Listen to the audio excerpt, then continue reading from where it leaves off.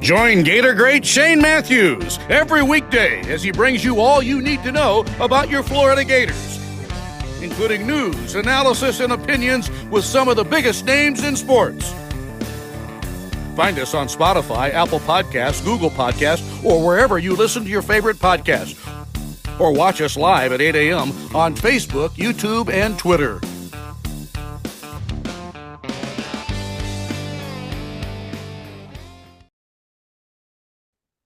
Good morning. It's a live edition of PodUp with Matthews in the morning from the Crime Prevention Security System Studios, large enough to serve you, small enough to care. It is Monday. We'll have JC. We'll have Graham Hall from 24/7 Sports. He'll talk about the Grill in the Ville, big cookout. They have a bunch of recruits this weekend. Got some commits, what have you. The Olympics are going on. If you haven't paid attention, I have not. I want to get your thoughts on the opening ceremonies. I know we're not supposed to talk about certain things on this program, but I thought it was absolutely one of the worst opening ceremonies I've ever seen. I didn't understand any of it. And then we all know about the controversy. JC, you're on the Titan hotline, courtesy of Comfort Temp. What's up? That was the biggest turnoff. And no, I didn't even watch it. So I didn't either. I just saw clips of it on Twitter. Yeah. And whatever came up on the news. Well, it's very hypocritical that these people want tolerance and inclusion, and yet they're willing to piss off 2 billion people to hold something sacred. I'll just leave it at that. If you don't know what I'm talking about, it's not important. But if you do know what I'm talking about, I think that's the nail on the head. But I would say that, I root for America and all this and that, but I don't root for Steve Kerr. I don't really care about the basketball team. I'd rather watch the 3M Open, where guys are playing a course that is generally pretty easy, but still shooting 70. And one guy shot 8 under yesterday and almost won a tournament. So that was more interesting to me. I'm glad for Johnny Vegas. This is a guy that hasn't won in 7 years. This guy that did not have status on the PGA Tour, and he was battling some physical ailments. And lo and behold, he shoots a 70, which is good enough to win yesterday at the golf course in Minnesota there. So that was fun to watch for me. I like that. And QB, I know you're not into baseball, but I'm watching that every night. And then we've got, basically a few weeks or a week until practices start for college football. And we're basically a month away. They start in 2 days. I beg your pardon. And then we're basically a month away. They start in 2 days? Most teams start on Wednesday. Florida State's already started because they play early. Okay, well, Gators practice on Wednesday. Oh, okay, good enough. Well, as does your team, since you follow them closely. I mean, I went to college here. I mean, I don't know what you want from me, but you tell me I don't follow stuff, and you don't even follow your alma mater. So there you have it. By the way, on the Peachland Dental picks, I happen to give you another guy. I think he finished in the top 5. Sahith Theegala had a rough last few holes. Couldn't putt, man. But his game is ridiculous. He's so good. He is good, but QB, it comes down to, if you're going to win these things, you must make birdie putts specifically. Well, he's one of the best putters on tour. He just missed a couple of putts, but his game for 25 years old is just. He reminds me of Phil Mickelson because he hits shots that nobody else in golf can hit or even tries. And but anyway, if you followed us, we've done some good picking. No golf this week because of the Olympic golf, which I will watch that. A lot of people talking about Buck says the opening in 2028 here in LA is going to be even worse. Because nobody ever does anything about it. It's really. I just want to know who signed off on it. I mean, it's France. The people who organized and who created the creative content of this.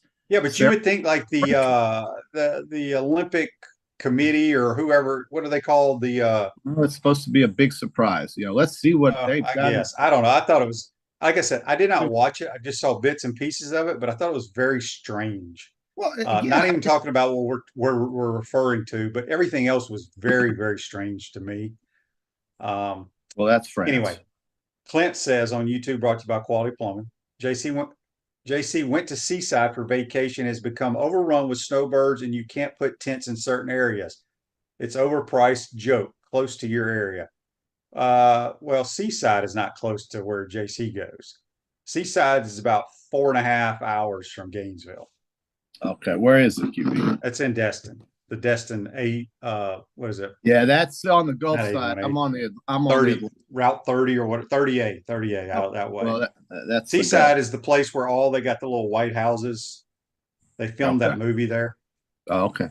Well, I'm on the Gulf, the Atlantic side, but I hear you. The state of Florida is overrun with all of these migration numbers coming from other states. We all know why, and that's what's happening. Asa says John Ron won his first live event. I did not even know that. I've not watched one punt or one ball being hit in the live. I don't even know how to get it. So have you ever seen a group of athletes, and I consider golfers athletes, but have you ever seen a group of athletes fall into anonymity the way these live golfers do? It's crazy to me how many great golfers we used to have. And we still have great golfers on the PGA Tour. I mean, clearly the PGA Tour has the best golfers in the world. But have you seen so many great golfers just disappear from Clint thought you lived in Pensacola. Oh, that's all right, Clint. I mean, I'm only 5.5 hours, but I love Pensacola. Great city, great town. Escambia County, right there on the edge of Alabama and Florida. Yeah. It's a cool place, man. But no, it's nowhere near us there, Clint. But yeah, Thrasher 747 on YouTube, brought to you by Quad Plum, says, sadly, this is the way the world is starting to go. They openly show us what they want our future to look. It's a mess. The world is a freaking disaster. You decide what your future is the way I look at it. And some people don't have to accept that, and others can live with it and be happy. But that's not my style. It's not my style. Buck says, surprisingly, this is on Facebook Live, brought to you by Mel. Surprisingly, I did enjoy watching Team USA beat Serbia yesterday. KD played out of his mind. Some Gators have won some medals. I was going to pull it back up here because I know I don't know where it went, though. It went away. I know Andy gave us. I know Caleb Dressel wanted a gold. I think Katie Ledecky, they claim her as a Gator now. I think she won like a silver or bronze in swimming. There's been a bunch of upsets in swimming. I do know that. The John's talking about, did you see the Korean diver that looked like he just walked off a bar? I couldn't stop watching. Yeah, that was not in the Olympics, though. I know the one you're talking about. It was going all over Twitter. JC's still suspended from Twitter, by the way, folks. Don't care. You can't see it. Couldn't care less. Andy says, nice to see South Sudan beat Puerto Rico in basketball. South Sudan is a great story. They just started their program. You know who runs their Olympic basketball program? Tell me. Remember Luol Deng or Dang? Luol Deng. You don't. Yes, he's in charge. Okay. And so I think it's pretty cool that they won their first game. Yeah. I think the mighty US plays them next. I can't think. I'm so glad you met. I wouldn't know how to get through the rest of my day without a Luol Deng mention here on the podcast. Well, he had a great NBA career. That's big. Who did he play for? He played for the Bulls, the Heat. He may have won some NBA championships. Probably did. He played at Duke. Well, if he played for the Bulls, he didn't win anything, but he may have with the Heat. You're right.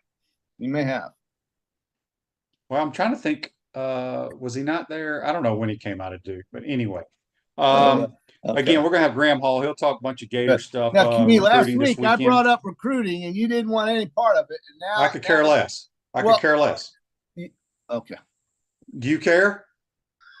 Well, I mean, you're gonna put 30 minutes of the show on recruiting today. No. He's going to talk about football, but he's going to talk about what this big cookout that they had, which people want to hear about it. I'm here for the listeners, JC. I could care less about listening to it, but I'm here for the listeners. I wanted to bring this up. I'm gonna have Zach post it up here on the program. It was a tweet here on Twitter about the college football graduation rate since 2016. JC, this is all the Power 4 schools, okay, all of them. Yeah, all of them. And I don't know if you're going to be able to see it. Okay. But the number one team graduating their players since 2016 is Clemson at 99%. Really? Oh, interesting. Who would you say out of all the Power Four is dead ass last? Dead ass last? Last at 41%. 41%. Mississippi. That would be the Georgia Bulldogs. Oh. And Well, here's they go pro and play in the NFL. No. Okay, so I'm glad you said that. They go pro. Yeah. Do you think people at Alabama go pro? Yes, they do. Okay, yes, they're at 90. They're at 93%. Who is Alabama? Yes. Damn right. So that's my point. All right, the Gators come in at 92%. That's good. But look, as much as I think Kirby's a tremendous football coach, I think he's built freaking a dynasty.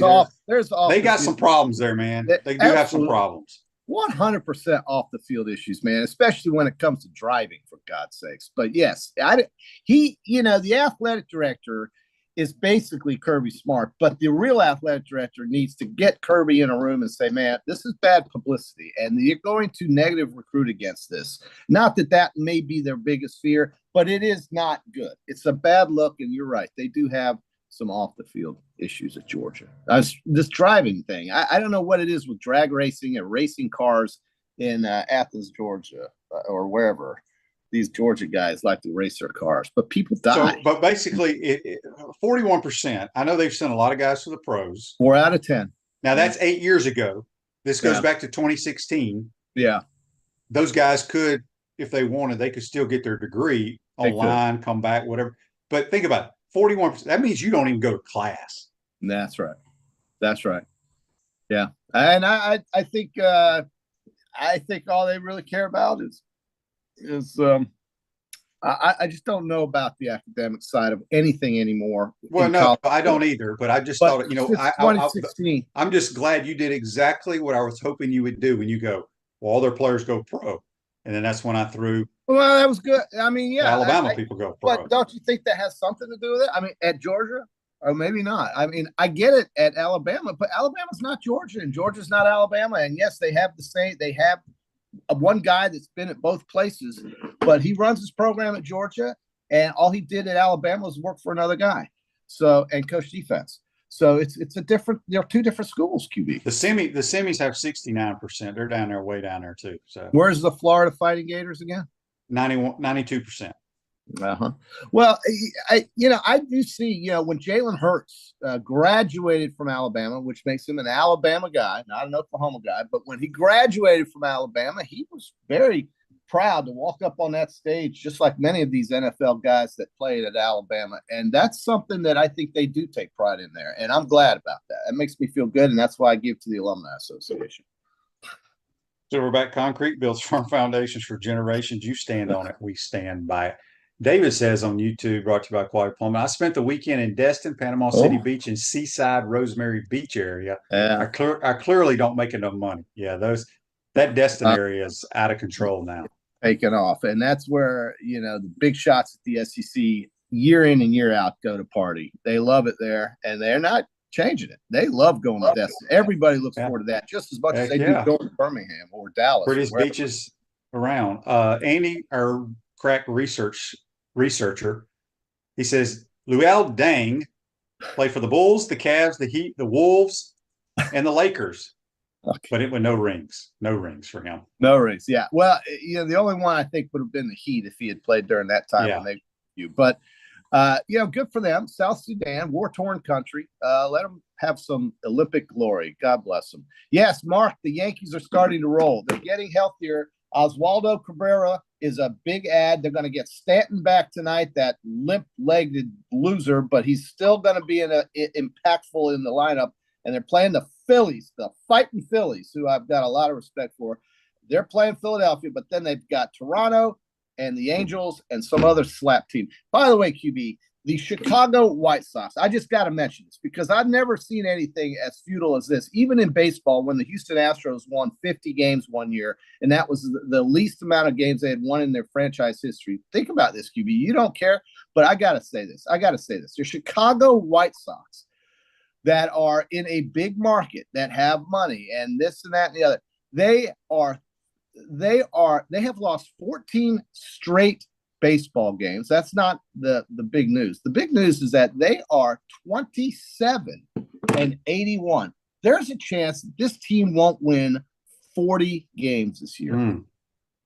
They need to bring back Robin Ventura, AJ Przinsky, and Ozzie Guillen, right? God, yes. I've never seen such futility. But you want to get your slump broken, you show up at Chicago to play the White Sox. It's unreal how pathetic that organization has allowed itself to get, and that's called give up. That's called surrender. It's amazing that team hasn't moved like to another city. It's called nobody goes to those games. Well, there is no reason to go, man. I mean, and it's too bad. The South Side, Miskey Park used to be kind of cool, but it is dead.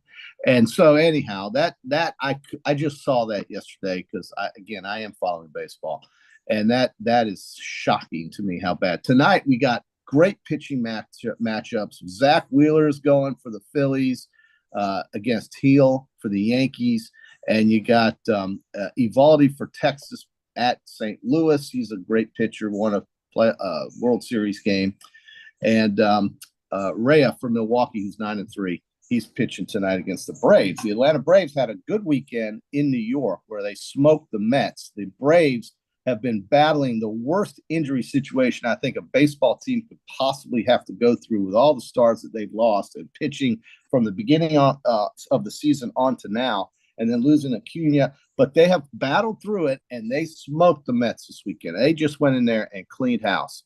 Ozuna had a great weekend. So the Atlanta Braves are still alive. They are clear in the wild card in the National League. They're the leader. They are the pace setter for the wild card in the National League, a clear 4 games above the team that's the last third team. Text on the Titan Mar text line from Kevin says, women's rugby is very entertaining. Seriously, was a blast to bet on 30-minute games and all spread options. Okay, so he's on the Hard Rock, which is what everybody's getting ready for football season on. Think about the money they're going to get through with a full football season at Hard Rock here in the state of Florida as a monopoly. But it's a good thing. And then you have him betting on women's rugby. That is great. I have to tip my cap to somebody who wants to get involved. I love that. Good for you, dude. John's question here. I'm going to read this text. Let me read the question. I'm going to read the text first. Daryl says on the Titan Mar text line, how about former Clay Blue Devil, Caleb Dressel? Is he considered a Blue Devil, Daryl, though? Because he swam at bowls. Oh, no. I guess because maybe Clay doesn't have I don't know if he actually went to bowls or just swam for them. Maybe Clay doesn't have a swim team. I don't know. Maybe Daryl can fill us in. With the Gator Nation split, what is it going to take to bring them together? A bowl game, playoffs, or what? Shoot, who knows? Speaking of that, Low Bottom Sports, I don't know if he's in the Gator Nation or what, on YouTube, he says 33 days until Miami upsets the mighty Gators in the swamp. Let's hope this is Napier's last year. You got some of these low bottom sports. That's why he's low bottom sports. He's low bottom. He's way down there. Way down there. All right. So John's question on Facebook Live brought to you by Mel Law. Who is in a better situation? Oh, this is simple. All right. Langford with the Rangers or Cags with the Royals? Langford, hands down. I think so. I mean, Langford is a starter. He's playing for the world champs. And he's playing for the Texas Rangers. It's a great place to play baseball. They get lots of support. It's a great city to be in. The Royals have done well this year. They could make the playoffs as a wild card team. Same with Texas. But Langford, man, I think he's 4th or 5th in their lineup. He's about a 250 hitter currently, but he has made quite a splash in that lineup. A young guy, not expensive. They love him there. And Texas, you could do a lot worse in the major leagues being drafted than going to Arlington, Texas. Text on the Titan Martin text line from Sharon. This is long. I'm going to paraphrase. Okay. She says, I've always looked forward to the Olympics every 4 years. I really enjoyed watching the opening ceremonies with my kids, but I was disgusted this year. It's so embarrassing what was going on, and I refuse to watch the Olympics. Yeah, I mean, and that's fine. You had a company in Mississippi called C-Spire. They're a telecommunications company. They do a lot of work with Mississippi State University and their football games, during the tailgating times. They're in the Junction, which, by the way, is one of the most underrated and fabulous places to tailgate in America, not just the SEC. But anyway, C Spire took off, said we cannot deal with these weirdos, and they are, and so they're out. And so I get it. People are turned off by this kind of stuff. They just want to watch their sports, man. They don't need. But of course, there's Jill and Joe talking about how great it was and creative. But they just want to talk about the sports. They want to talk about winning medals and competing and this and that. They don't need any of this other nonsense, and it is nonsense. QB. So I good for you, young lady. I think there's other things to do. Yesterday, like I said, I watched the 3M Open. It was a great finish to the golf tournament. At 1.5 guys were tied. That kid, Grierson, how do you pronounce his name? Gracerman from Duke. He hit one of the greatest shots I've ever seen in my life. Unbelievable. You just have to think about, you're under a tree, you're in the left rough, and you're hitting a shot from 260, 70 yards away over a lake that you draw onto a green. I mean, it is incredible. That's why I'm saying this tour has the greatest players on earth playing golf, and it's so good that it dilutes the talent pool because of so many good players. And that shot he hit, and by the way, 8 under on the final day. Think about that.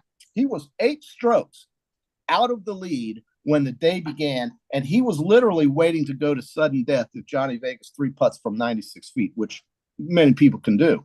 And Johnny Vegas said, to hell with that. I'm going to coolly take this putt, run it down the hill to the slope, on the slope of the green to the hole, and made a 3-foot comebacker, and that was it.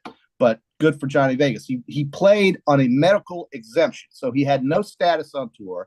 He's from Venezuela. He's got 4 PGA Tour wins. He's getting up there in age, and now he's got a 2-year exemption. He gets to go to the Masters. He gets to play in the up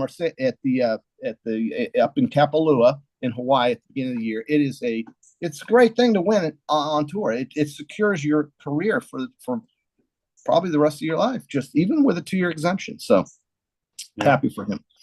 Asa says on Facebook Live, brought to you by Mel Law. My wife and I watched the opening of the Olympics, and a lot of it was very strange, almost borderline bizarre. France. Agreed. That's France. It's France. Agreed. France. Remember, you got 2 billion Christians in this world. 2 billion. And this day in sports brought to you by Campus USA Credit Union. Put some star power to work in your financial life with Campus USA Credit Union. All right, JC, 2018 Baseball Hall of Fame. Yeah.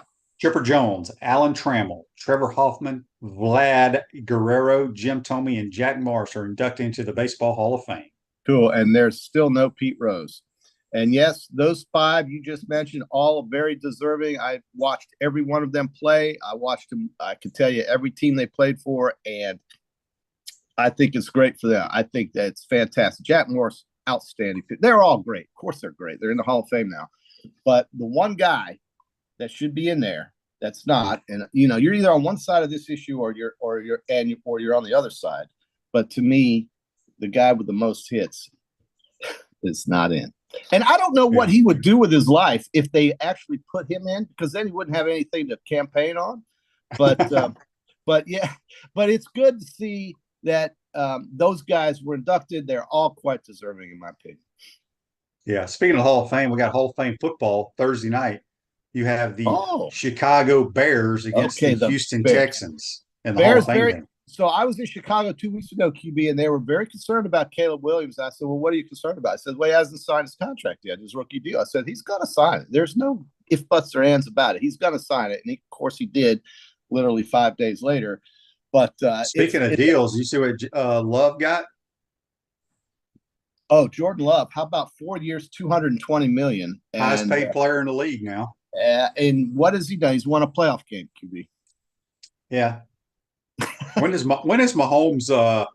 I think Tua got a big number too. Yeah, Mahomes. Yeah, listen, I think Tua got a big one too for some reason. Mahomes should have that. Wasn't it Coach Saban's contract? Les Miles. I'll make $1 more at least more than the highest paid coach. Yeah, it may have been, but I think that all started initially with Les Miles at LSU, and then then Alabama said, "Okay, well, we'll pay you the most," and that's right. But But yeah, that was kind of a cool little stipulation in the contract there. But my God, Jordan Love won one playoff game in Dallas. That's it.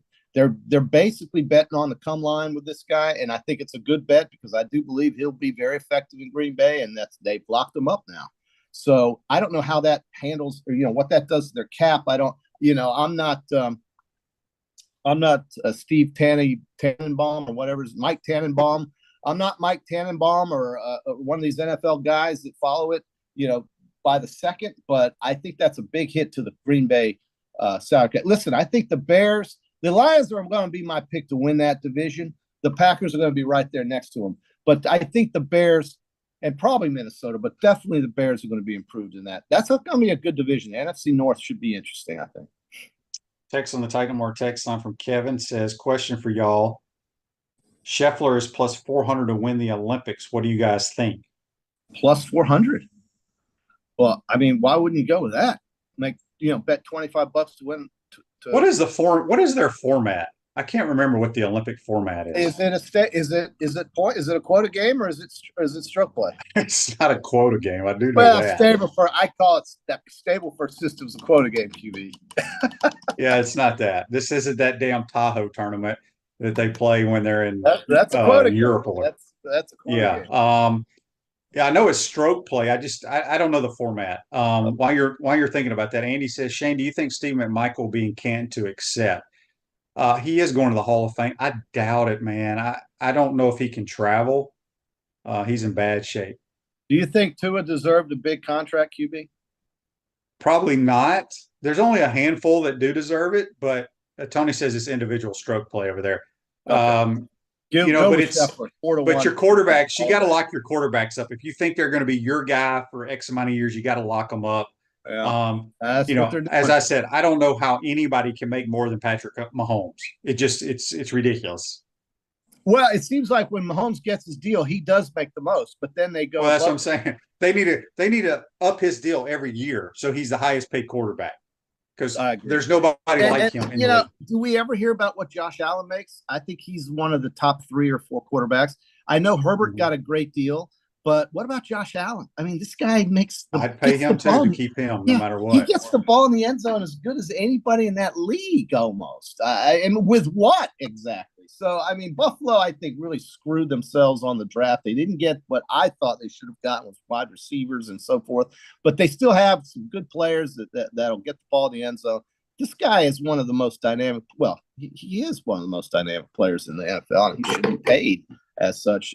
And I'm sure he will when his contract comes up. All right, before we get you out here, Bobby and Savannah on the Titan and More text line wants to know, JC, are you still a season ticket holder for the Jaguars? Absolutely. I'm going to be one of those guys that has priority when that stadium is built in 2028. And I don't know why. I guess because I just think I'm going to be in the North Florida area for a long, long time. And that's going to be spectacular. I can't tell you how cool it's going to be to have that stadium and what that's going to do to that whole area. And Jacksonville's going to be the top of the league. And I think Trevor being locked up, they'll be competitive every year. And I meant to bring this up. You talking about because they're building a lot of they're going to put a hotel. I want to say they're putting in a Ritz or something down on the river. Revitalization. Have you seen what they're going to do in the next few years at Neyland Stadium? Oh, are they going to do something? No. Oh my God! So you got the Vol Navy that pulls up right there. Yeah. There's the back of the stadium, and then there's a road, and there's some little bit of land before you get to the river. They're putting hotels, bars. Absolutely. It's all about the experience, QB. It's all about the experience. And these schools, good for them, man. They're going to get a lot of money. It's got to go somewhere. That's why I hate Vanderbilt, because they take the money and do something else with it instead of improve. Now, I know they're building a whole football facility and everything like that. It's still not going to allow them to win. But, yeah, good for Tennessee. Listen, Danny White in this, ever since they got rid of the since they brought in Danny White and Heupel, that school had – look at what they did in baseball. Look at how they played in basketball. Look at their women's sports, and look at football now. Everybody's got – by the way, Tennessee is going to be one of those teams you probably want to keep your eye on. It all comes down to the quarterback, but I can't imagine him not having a good year under that coach. They did a great job hiring Josh Heupel.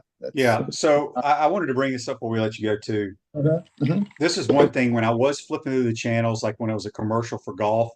Yeah. I clicked on the Olympics, and Mike Tirico was in France, and some dude reporter was in Tahiti. Okay, first of all,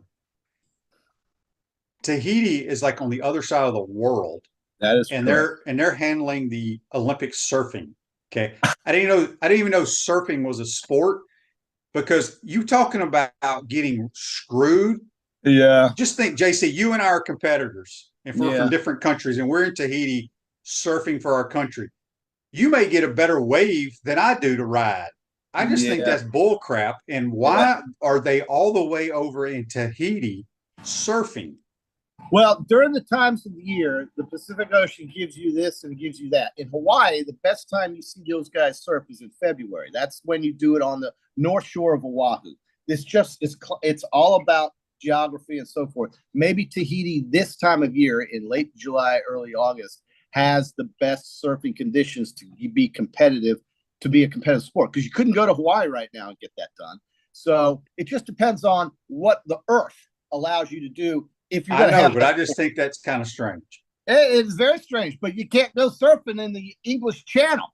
You know? Why not? You can't. You would think in today's world they could have some kind of machine blowing and making waves like you do when you go down to Orlando, one of those places. I'll leave you with this wisdom, QB. Back in '86, when I was in Alabama, a good friend of mine, Terry Barnett from Sylacauga, he just scolded the Winter Olympics because he thought downhill skiing was a joke. He said if it was a real sport, they'd make the guys go uphill. So that's something I'll leave you with. Well, I just think it's a weird. How do you evaluate when you catch the wave, and then it's my turn, and I may not get the same type of wave? I just don't know how you're evaluating surfing, QB. Go out to California and get some knowledge, okay? And then maybe somebody will help you out with that, because like I said, you ain't going to be surfing in the English Channel these days. Now, maybe I'm surprised they didn't figure it out. They should have figured it out. Wouldn't that have been great? I would have watched that. All right, we're going to get to Graham Hall. Have a good day, JC. All right, brother. That's JC joining us on the Titan Tomorrow Hotline, courtesy of Comfort Temp. We come back, we'll talk Gator football with Graham Hall from 24/7 Sports. We want to take this moment to thank our sponsors who keep the show going and pay the bill. Our premium sponsors are Crime Prevention Security Systems, Titan MRI, Meldon Law, Peachland Dental, QC Kinetics, Campus USA Credit Union, Dave & Buster's. Our Gridiron sponsors, Sutter Pro Painters, Comfort Temp, Florida Victorious, UF Bookstores, Quality Plumbing, Silverback Concrete, Ruse Ogre State Farm, Tropical Smoothie Cafe, F45. Our touchdown sponsors are Gator Dominoes, Celebrate Primary Care, Gator Bait Media, Okido America, Style Cuts, Ironwood Golf Course, Big Mills Cheesesteaks, McDonald's of Gainesville, 84 Lumber, Dowling Signs, Baker's Sporting Goods, MG&A Wealth, Nest and Wild. If you're interested in promoting your business on the show, call Freddie at 352-284-3733. If you like what we're doing here, make sure to follow us and support the businesses that support us.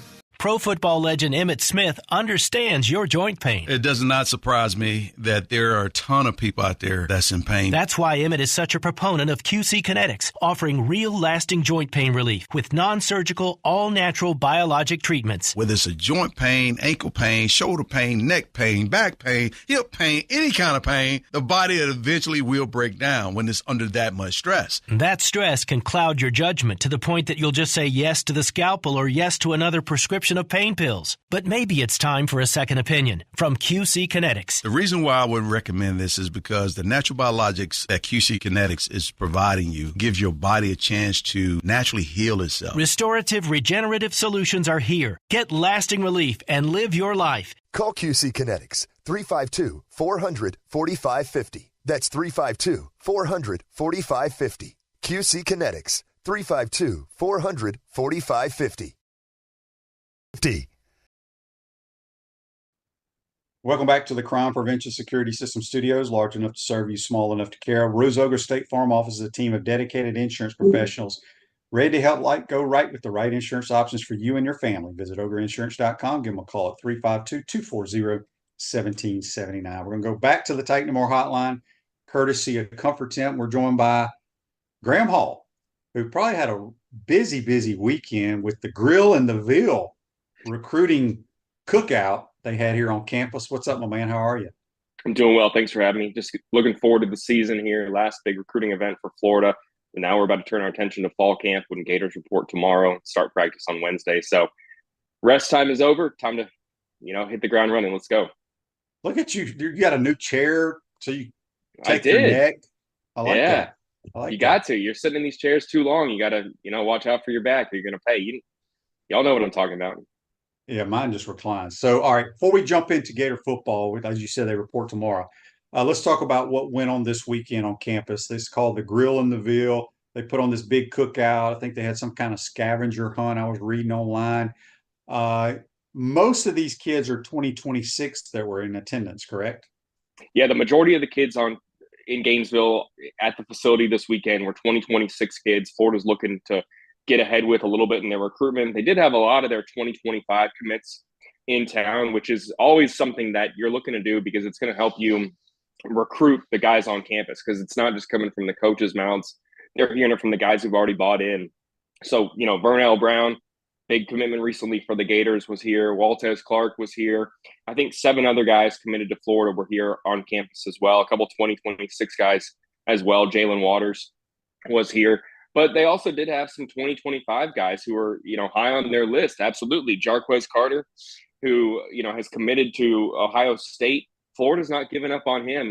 He's plays at nearby Newberry. Not really a ACR, as we like to call it, a Alachua County resident native. He comes from South Florida, so you don't really have as much of the homegrown ties to him, but they're not giving up on him. They are confident that the proximity to home, being close to family still, it's still, 15 minutes from Gainesville, is going to help them if all goes according to plan during the season. The top guy on their board that was here in Gainesville this weekend was Ty Jackson. That's the number 1 linebacker on their board. He took an official visit to Florida back in June. This was his first time being back to campus because of the dead period. Since that official visit, he's taken visits to Penn State, Alabama. He's someone that all the top programs are after, and Florida has really, really pushed to get him in this class. He is, like I said, their top target at linebacker. So they had him here on campus this weekend. That was probably the biggest name here. And then, you look at some of the programs that always had players who maybe don't have Division I collegiate experience, but maybe a little bit ahead of where they could see the field. That's the JUCO guys. Florida had the top overall JUCO player in this current class in Xavier Hardy in Gainesville this weekend that they were looking to go after here. Guy from East Mississippi, someone who has the ability, I think, to contribute immediately when he gets to a college program next season here. So he was one of the top targets here as well. They had a couple other guys, especially in the trenches, that were here this weekend. Michael Fasusi, an offensive lineman out of Texas. That's going to be a really interesting one to see here because I think it's one that Florida, kind of like Jarquez Carter, where he's going to, if I had to make a gut prediction, I think he's going to end up committing elsewhere because he announced that top 5 a couple of weeks ago and Florida was not in the top 5. He's going to stick with that August 21st commitment date from talking to him last night. But the Gators aren't going to give up, and he made it clear to us, Swamp 247, that if they continue recruiting him, he likes Coach DeCoster. Rob Sale's message has been promising. If Florida keeps pushing for him, they're still going to have a chance at changing his mind here before he signs at early signing day. That's one that, on the outside looking in, but Florida, I think I talked about this a couple of weeks ago, they're going after top guys. They're not going to be complacent, even if they're missing out on players, even if they're one of those teams that still has some to prove here this upcoming season. And then the last one I'll talk about, we've talked about on your show before, Nashawn Montgomery. He's going to commit in the next couple of weeks here in late August. Florida in that top 6 for him. I would say that they are probably at the top for him, one of the top couple of schools there. Some have said that he has Florida as the leader. Still some work to be done here in the next couple of weeks, but another high priority target that was in Gainesville this weekend for the Grill and the Ville, now that the dead period has ended and Florida can kind of turn their attention back to recruiting the high school level. We got a bunch of texts here, Graham, regarding people are asking, like for the guys that are so-called verbally committed to other schools, how do the coaches get them on campus and why are they coming on campus for the cookouts and things of this like this? Well, I think that, it's a good question. I do think that, everyone who's verbally committed is going to keep their options open because you never know what can happen at a program. Disaster can strike. You can get pushed out. They can recruit over you at another position. There Your could be a payment may coaching get change. better, right? Yeah, you never really know. I think that there's a widespread belief, and I'm just speculating here, that sometimes taking more visits can increase the NIL financial compensation that you could end up getting, knowing that you have other options and you could go elsewhere. There's a theory there. I'm not going to speak to how valid that is, but I hear it enough that that is certainly a realistic possibility. But I do think mainly keeping your options open, showing respect to the coaches who've recruited you from the jump, even if you didn't commit there, continuing to assess your decision.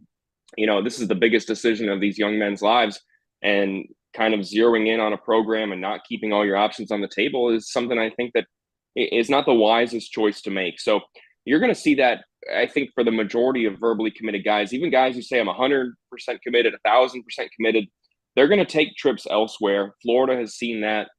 Waltez Clark, even after committing, he visited UCF a handful of times. He's going to keep hearing from other programs. I think that you're going to see Vernell Brown as well, continue to evaluate his options, knowing that Ohio State, several of these other top programs, Florida State, they're not going to give up in pursuing him just because he is verbally committed elsewhere. And that's why you got to keep, recruiting your own guys. When a guy is verbally committed, you can't stop contacting them. You can't give up. You can't get complacent and think like, oh, I already got them locked in, I can just let them hear from other recruits. That's a quick way to lose the guys who have already committed to you, is to kind of shun them a little bit and not show them a consistent recruiting message for the months to come. So this is something that, I hear people get tired of verbally committed guys all the time going elsewhere.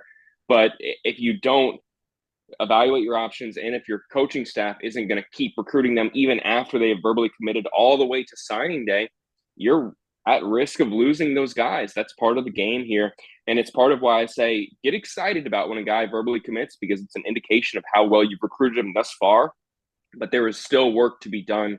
And I understand why that maybe leads some to get a little bit, jaded when it comes to recruiting, or not pay attention till early signing day, till the ink is dry. I totally understand that. And even with the transfer portal now, you can't, I think, get too high on guys until they actually see the field. But you're going to have to keep recruiting. And one thing I can say from covering Billy Napier's team, covering Dan Mullen's teams, is that this coaching staff does a really, really good job at continuing to recruit players even after they have committed, getting them back on campus, texting them every single day, developing the relationship with mom and dad, calling their school, finding out how they're doing, making a training program for them to have a chance to contribute early at Florida. They do a really good job of that in comparison to some of the other programs coaching staffs I've covered here at Florida. So that should maybe alleviate some concerns for fans out there. Yeah, and I mean, you got to keep recruiting, the kids on your own team in today's world, because they can leave the next year. One more recruiting question, and we'll move to camp starting. John's question is, who is on Facebook Live, brought to you by Mellon Law, who's Billy targeting as far as a QB commit for 25? It seems like there aren't many left on the board. Don't we have the kid from Tampa, Jesuit? Yeah, he's a 2026. I think we talked about this okay. a little while ago, that with DJ Lagway waiting in the wings here, it's going to be difficult for them to get a top-ranked quarterback prospect to come in here in this current class, knowing that they could have to sit 2-3 years. Their chances of seeing the field are going to be greatly diminished from the jump here. You may have to, get a guy who's a low-end 4-star, high-end 3-star to come in and provide that relief role, knowing that you have a couple other quarterbacks on your roster. I do think that I've gotten the sentiment that this is maybe going to be a little bit of a smaller class than you've seen recently here. Maybe they sign less than 20 guys here because, this is going to be selective, focusing on positions of need, evaluating the portal, maybe signing a larger portal class after the year than they did this previous year, because most of the guys that you have returning, high-end guys like DJ, LJ McRae, you're going to want to get them on the field next year. And quarterback is, from my understanding, not really one of the priorities of this class here. So if you're banking on Florida getting one of these top 10 quarterback prospects like they did and getting DJ Lagway, or they've done in recent years, getting Jaden Rashada. I don't think it's going to happen. I think they do get a quarterback in this class. I think it'll happen late in the cycle, but it's not going to be a top 10 guy. I hate to hurt anyone's expectations here, or, kill what they're looking forward to. But, DJ Lagway, they got to set him up as the guy of the future. And part of doing that is not bringing in a 5-star quarterback. All right, let's switch gears a little bit real quick. Tropical smoothie. Live a healthier lifestyle with our bold flavor smoothies and our amazing food. Tropical smoothie. When you eat better, you feel better. We got Graham Hall here talking Gator football. Kids report tomorrow. Camp is here. I mean, I think we're like 33 days, something like that, away from kickoff. You talk to these players all the time. Going into camp, how do we look physically? Is there anybody going to start the first few weeks of practice in a different color jersey, not able to participate? Do you know? I think that most of them are going to be the usual suspects. I do think that, guys like Cam Carroll, Keon Zipper, I don't know what you can expect from them from a role perspective this year. They're still dealing with significant injuries and recoveries that, maybe haven't been as perfect as you would like. It's not a seamless process. You can speak to this a lot better than me as an absolute, former professional athlete. I mean, it's not a perfect science. You have to attack your rehab and even if you do, not saying anything on the players whatsoever, even if you do, it may not work out for you. And so I think guys like that, those are the ones, the usual suspects. But guys like Austin Barber, Shamar James, Jordan Castell, guys who were dealing with some injuries in spring, they're fully healthy and they look in great shape from what I've heard. I put out that list of the noticeable weight changes that you've seen throughout the summer, and there are some impressive figures in there. Makai Barrow has lost more than 30 pounds since he got on campus, 7 months ago.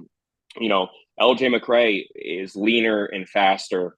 DJ Lagway has added muscle to his frame, while dropping a little bit of, fat as well. I mean, this is a guy who is in elite shape already as a true freshman.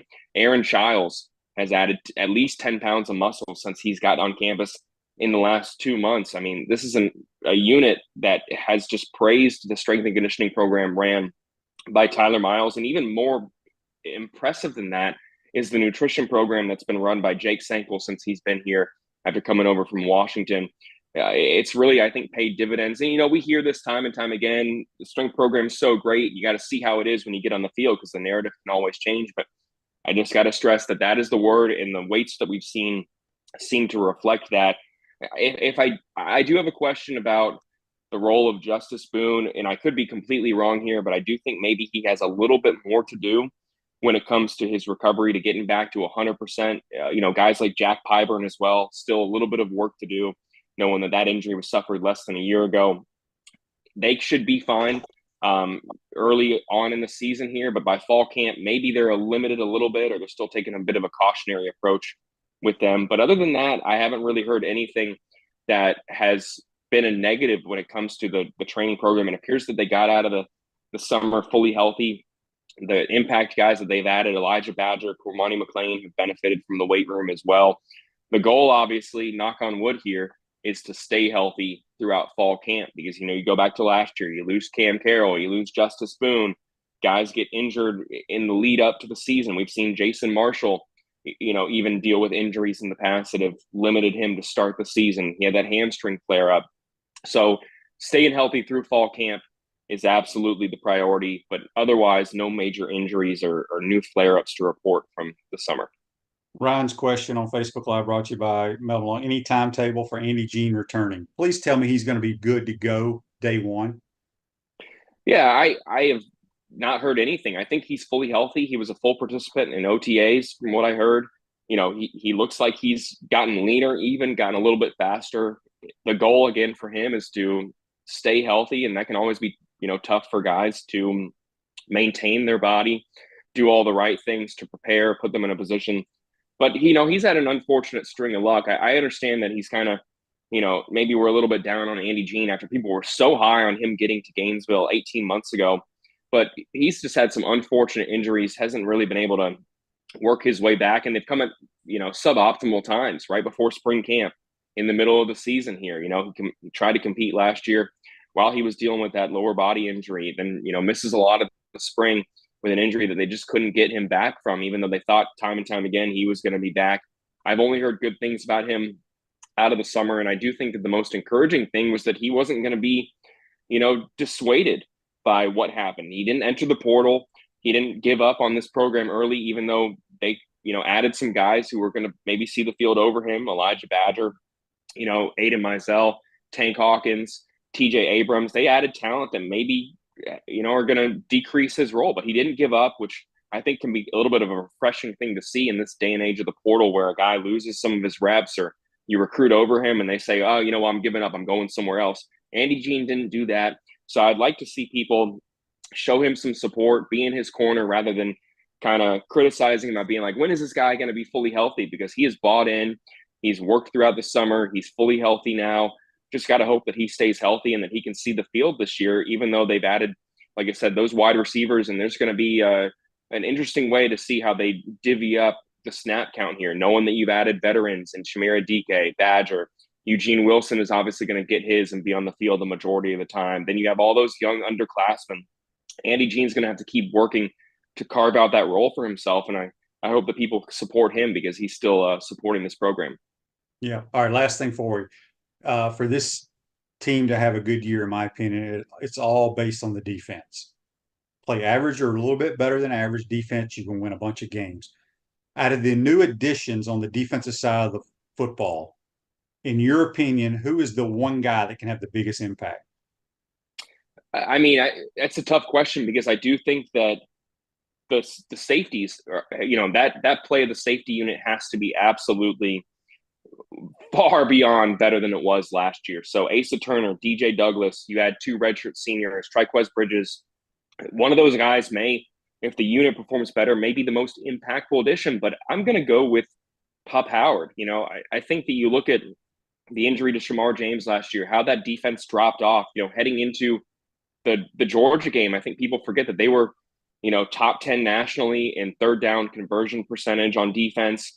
They were looking good in a lot of regards. They looked like they've improved from a statistical standpoint in the first 8 weeks of the season. Then he suffers that injury. Scooby Williams kind of gets exposed a little bit. They turn to Derek Wingo, Manny Nunnery, but the play at linebacker had dropped off here. If Grayson Howard can come in and team up with Shamar James, I think Grayson Howard is going to be a potential, all SEC player this season. Everything I've heard about him is that he is an absolute dog, and it's going to just be, hit the ground running for Florida from the jump and be a starter right away and be your next one up, kind of like what happened with Shamar James when he got here. If they can team up and Florida can increase their pass rush, and they can cover a little bit better, get to the quarterback at a higher rate, stop the run, drop into coverage better, I mean, this team is going to be far better on defense. Less is going to be on the safeties plate as well. So I do think that if I had to go right now, I'd go with Grayson Howard. Everything we've heard about him, like I said, is that he is going to be a very impactful addition for Florida. You can make a case for the safeties, like I said, a couple other guys that they added. Clearly, I think Joey Slackman will play a good role this year for Florida, but I got to go with Pup Howard right now. I think he's going to be huge. I like it. He's Graham Hall. Let everybody know. I mean, it's cranking up tomorrow. Y'all have to have some specials going on, right? So people can get that inside information from Graham Hall and all his buddies. I appreciate the plug. It's going to start tomorrow. We're going to have a fall camp special going on. I believe 50% off for an annual sub. You can try us out for $1. Join the message board. Blake Alderman has been just pumping out recruiting content for the last, 48 hours here, and it's only going to continue. Everyone knows Jacob Rudner does a fantastic job covering basketball, football, baseball, transfer portal, you name it, he can do it. Make sure you follow me for all my fall camp previews. We'll have features throughout fall camp on every single athlete, basically. We'll be talking to Billy Napier a couple times a week. So a ton of stuff coming at you. Try us out at Swamp 247. We'll have a podcast as well. I don't know if it's going to be as good as Shane's show, of course, but make sure you give us a try. Florida fans are lucky they have a wealth of content to pay attention to in this market. We just provide what we can here, absolutely. But check us out. A lot of great stuff, a great community at Swamp 247, and looking forward to being back pretty soon and talking all things football with you, Shane. Yeah, good stuff, Graham. Appreciate your time. Have a great day, my man. Always my pleasure. Y'all take care. Graham Hall, join us on the Titanmore Hotline, courtesy of Comfort Temp. Speaking of Comfort Temp Heating and Air, They're looking for enthusiastic, motivated comfort specialists to join their team. $1,000 sign-on bonus after 90 days. Awesome benefits and the opportunity to grow with a winning team. Apply today at comforttemp.com. Comfort Temp Heating and Air. Comfort is our business. Peace of mind is our promise. Don't forget also Florida Victorious, another sponsor of our program now. Their vegetable fundraiser. Go to floridavictorious.com. You can buy a basket of vegetables that you can come pick up. The team will be giving those away at Celebration Point, or you can donate it to the food bank. Hope you enjoyed today's program. Again, thanks to JC and Graham Hall. Have a great day, folks. See you tomorrow. Take care.